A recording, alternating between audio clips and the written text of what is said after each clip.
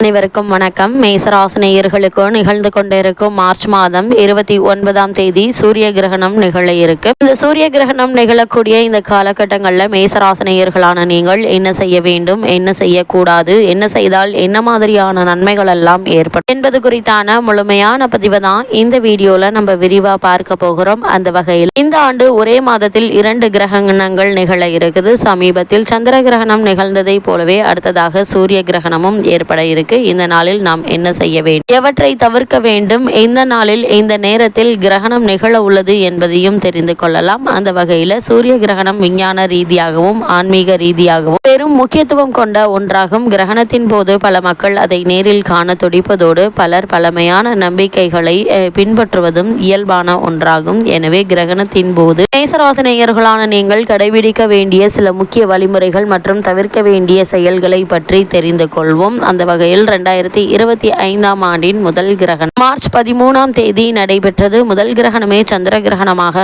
அமைந்தது. இது பகுதி நேர சந்திர கிரகணமாக அமைந்ததாலும் இந்திய நேரப்படி பகல் பொழுதில் நிகழ்ந்ததாலும் எந்த பாதிப்பும் ஏற்படவில்லை. இந்த நிலையில் இந்த ஆண்டு மார்ச் மாதத்தில் 2வது முறையாக கிரகணம் நிகழ உள்ளது. இது சூரிய கிரகணமாகும். இது இந்த ஆண்டு முதல் சூரிய கிரகணமாகும். மார்ச் 29ஆம் தேதி சனிக்கிழமை நிகழ இருக்கு. இதை ஆசியா, வட அமெரிக்கா, ஐரோப்பா, ஆப்பிரிக்கா, ஆர்டிக் உள்ளிட்ட உலகின் சில பகுதிகளில் காண முடியும் என தெரிவிக்கப்பட்டுள்ளது. இந்தியாவில் கிரகணம் ஏற்படக்கூடிய நேரம் என்ன என்று பார்க்கும்போது இந்திய நேரப்படி பகல் 2:20 மணிக்கு துவங்கி மாலை 4:17 மணிக்கு உச்சமடைந்து மாலை 6:13 மணிக்கு நிறைவடைய உள்ளதாக சொல்லப்படுகிறது. இந்த சூரிய கிரகணத்தை இந்தியாவில் காண முடியாது என சொல்லப்படுகிறது. இருந்தாலும் ஆன்மீக ரீதியாக சூரிய கிரகணம் என்பது பகல் பொழுதில் நிகழ்வதால் அது முக்கியத்துவம் வாய்ந்ததாக கருதப்படுகிறது. இந்த நாளில் சில குறிப்பிட்ட விஷயங்களை கடைபிடிக்கவும் தவிர்க்கவும் வேண்டும் என சொல்லப்படுகிறது. இதனால் சில தீமையை விளைவுகள் ஏற்படுவதிலிருந்து தப்பிக்க முடியும் எனவும் கருதப்படுது. அந்த வகையில் சூரிய கிரகணத்தின் போது கடைபிடிக்க வேண்டியவை என்ன என்று பார்க்கும்போது கண்ணுக்கு பாதுகாப்பு. கிரகணத்தினை நேராக பார்ப்பது மிகவும் ஆபத்தானது. சிறப்பு வடிகட்டிகள் என்று சொல்லக்கூடிய சோலார் ஃபில்டர்ஸ் உள்ள கண்ணாடிகள் அல்லது தொலைநோக்கிகள் மூலமாக மட்டுமே பார்க்க வேண்டும்.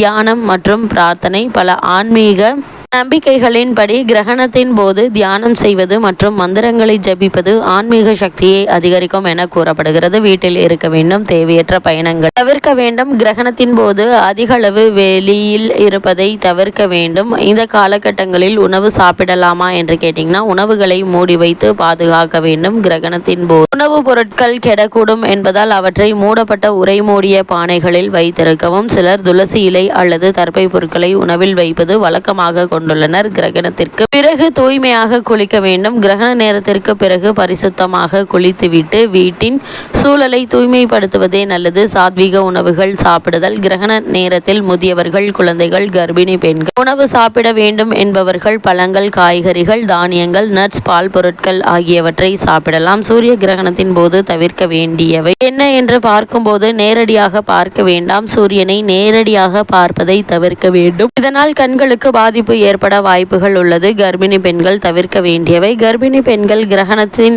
நேரத்தில் வெளியில் செல்வதை தவிர்ப்பது நல்லது. அது மட்டுமில்லாமல் ஏனெனில் இதனால் குழந்தைக்கு பாதிப்பு ஏற்படலாம். கிரகண நேரத்தில் உறங்க வேண்டாம். கிரகணத்தின் போது உறங்குவதை பலர் தவிர்க்கிறார்கள். ஏனெனில் அது உடல் மற்றும் மனசோர்வை அதிகரிக்க கூடும் என நம்பப்படுகிறது. சாப்பிடக்கூடாது. கிரகணத்தின் போது சமைத்த உணவுகள், வெங்காயம், பூண்டு, அசைவம் ஆகியவற்றை சாப்பிடுவதை தவிர்க்க வேண்டும். இவைகள் உடலுக்கு தீங்கினை ஏற்படுத்தும். கூர்மையான ஆயுதங்களை பயன்படுத்தக்கூடாது. குறிப்பாக கத்தி, கத்தரிக்கோல் போன்ற கூர்மையான ஆயுதங்களை சூரிய கிரகணத்தின் போது பயன்படுத்தக்கூடாது எனவும் கூறப்படுகிறது.